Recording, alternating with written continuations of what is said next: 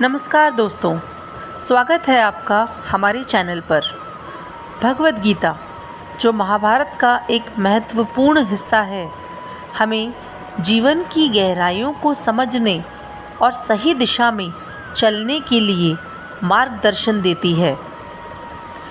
इस वीडियो में हम विस्तार से जानेंगे कि भगवान श्री कृष्ण ने अर्जुन को किस प्रकार की शिक्षाएं दी और कैसे ये शिक्षाएं हमारे जीवन में प्रभावी हो सकती हैं। तो चलिए बिना किसी विलंब के शुरू करते हैं।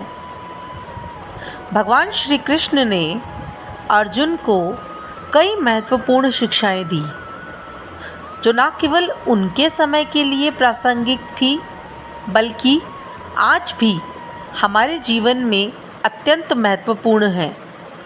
आइए हम इन शिक्षाओं को विस्तार से समझते हैं। भाग 1, कर्मयोग, कर्म में सिद्धि। पहली महत्वपूर्ण शिक्षा है कर्मयोग। भगवान श्री कृष्ण ने अर्जुन से कहा, कर्मण्येवाधिकारस्ते मा फलेषु कदाचन।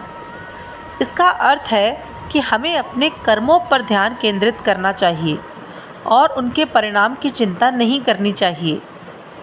कर्मयोग हमें सिखाता है कि कर्म ही हमारे जीवन की दिशा निर्धारित करता है। परिणामों पर ध्यान केंद्रित करने की बजाय हमें अपने कर्मों को निष्कलंक और ईमानदारी से करना चाहिए। जब हम कर्म पर पूरी निष्ठा से करते हैं तो हम मानसिक शांति और संतोष प्राप्त कर सकते हैं। उदाहरण के तौर पर, अगर आप अपनी पढ़ाई या काम को पूरी मेहनत और लगन से करते हैं तो चाहे परिणाम कुछ भी हो, आपको आत्मसंतोष मिलता है। जब हम अपने कर्मों के फल की चिंता छोड़ देते हैं तो मानसिक तनाव कम होता है और जीवन की चुनौतियों का सामना करना आसान हो जाता है। कर्म योग का यह सिद्धांत हमें यह सिखाता है कि परिणामों की चिंता किए बिना कार्य करना हमारी जिम्मेदारी है। यह मानसिक शांति और आंतरिक संतुलन को बनाए रखने में सहायक होता है। भाग 2, आत्मा की अमरता। दूसरी महत्वपूर्ण शिक्षा आत्मा की अमरता है। भगवान श्री कृष्ण ने कहा, न जायते मरियते वा कदाचि, अर्थात आत्मा न जन्मती है और न मरती है, यह शाश्वत है। इस ज्ञान से हमें जीवन के प्रति एक नई दृष्टि मिलती है। जब हम समझते हैं कि आत्मा अमर है तो हम मृत्यु और जीवन के बारे में भय को पार कर सकते हैं। आत्मा के अमर होने का अर्थ है कि हमारा अस्तित्व स्थायी है और अविनाशी है।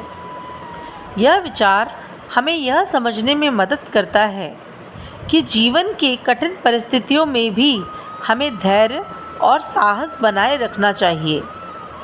मृत्यु एक अंत नहीं है, बल्कि एक नई यात्रा का प्रारंभ है। आत्मा की अमरता का यह ज्ञान हमें जीवन के महत्व को समझने में और अधिक स्पष्टता प्रदान करता है। यह हमें मृत्यु और जीवन के बीच के संबंध को सही तरीके से देखने की शक्ति देता है।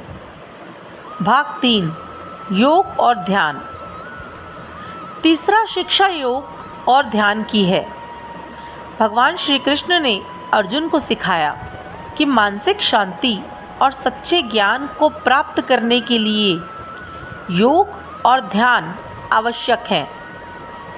योग और ध्यान के माध्यम से हम अपनी मानसिक स्थिति को नियंत्रित कर सकते हैं और जीवन में संतुलन बनाए रख सकते हैं।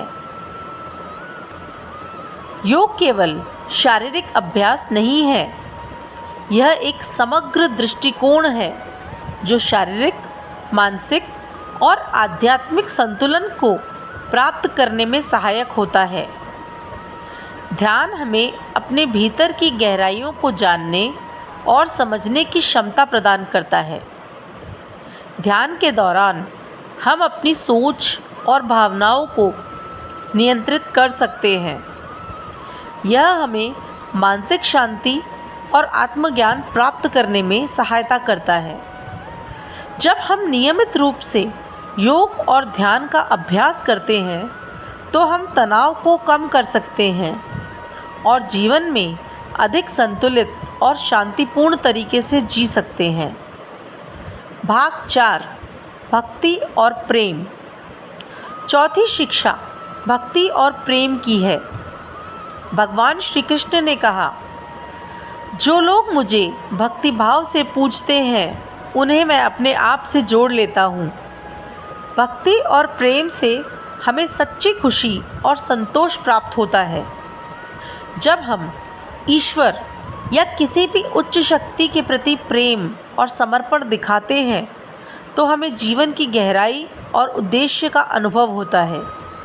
भक्ति का अर्थ केवल धार्मिक पूजा नहीं है, बल्कि यह एक आंतरिक भावना है जो हमें ईश्वर या उच्च शक्ति के प्रति प्यार और सम्मान प्रकट करने की प्रेरणा देती है। भक्ति और प्रेम के माध्यम से हम जीवन के सभी दुखों और कठिनाइयों को पार कर सकते हैं। यह हमें अपने अंतर्मन की गहराइयों को जानने और समझने में मदद करता है और हमें जीवन की सच्ची खुशी का अनुभव कराता है। भाग 5 संभाव समान दृष्टिकोण। पांचवी शिक्षा संभाव या समान दृष्टिकोण की है। भगवान श्री कृष्ण ने कहा, सर्वभूतस मामात्मानं सर्वभूतानि चात्मनि, अर्थात हर प्राणी में एक ही आत्मा है और हमें सभी प्राणियों के प्रति समान दृष्टिकोण रखना चाहिए। इससे हम सभी के साथ अच्छे रिश्ते बनाए रख सकते हैं और समाज में स्नेह और भाईचारा बढ़ा सकते हैं। जब हम सभी प्राणियों में समानता की भावना को समझते हैं तो हम दूसरों के प्रति सहानुभूति को समझ और बढ़ा सकते हैं। समभाव का अर्थ है कि हम सभी को समान दृष्टिकोण से देखें और किसी भी भेदभाव को दूर करें। यह हमें एक सकारात्मक और समरस समाज की दिशा में अग्रसर करता है। इस प्रकार समभाव की शिक्षा हमें जीवन के प्रति एक नया दृष्टिकोण प्रदान करती है। यह हमें सभी प्राणियों के प्रति समान भावना और सम्मान बनाए रखने की प्रेरणा देती है।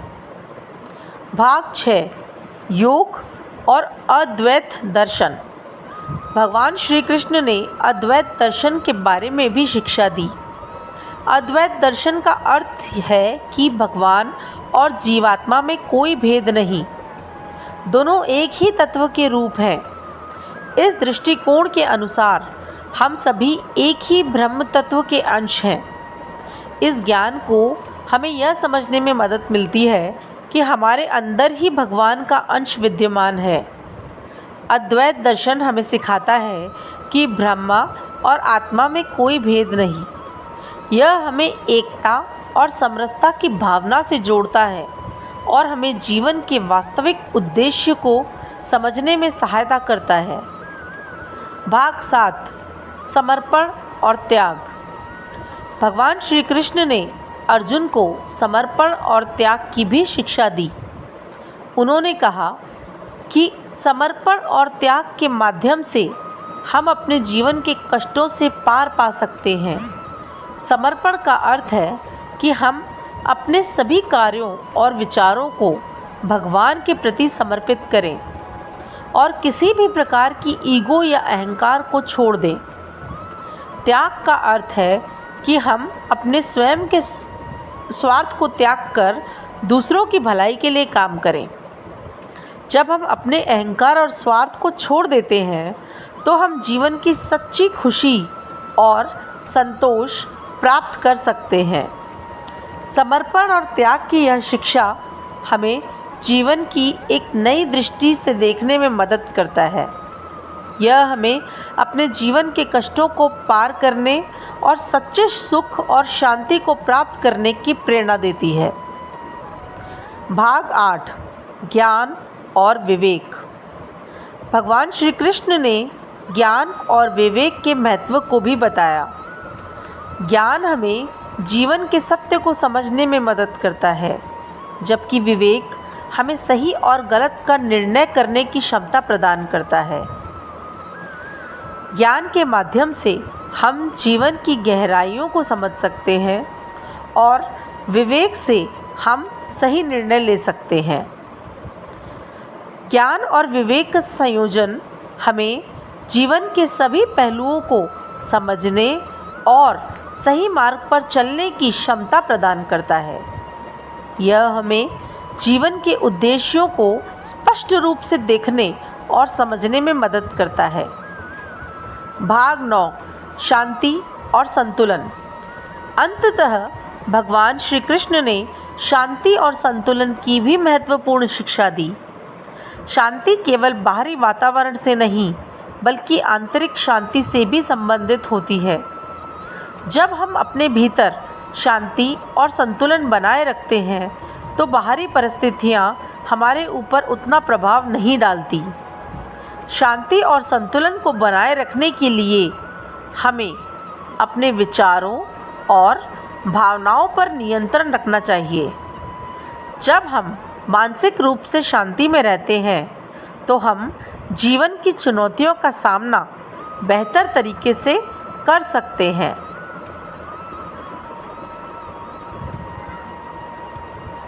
तो दोस्तों, आज हमने भगवान श्री कृष्ण के भगवद गीता की शिक्षाओं पर गहराई से चर्चा की। ये शिक्षाएं हमारे जीवन को सही दिशा में ले जाने में मदद करती है और हमें आत्मज्ञान प्राप्त करने की प्रेरणा देती हैं। वीडियो पसंद आया हो तो कृपया लाइक कीजिए और सब्सक्राइब ज़रूर करें। अपने विचार और अनुभव कमेंट में साझा करें कि आप भगवद गीता की कौन सी शिक्षा को अपने जीवन में लागू करना चाहेंगे। धन्यवाद और मिलते हैं अगले वीडियो में।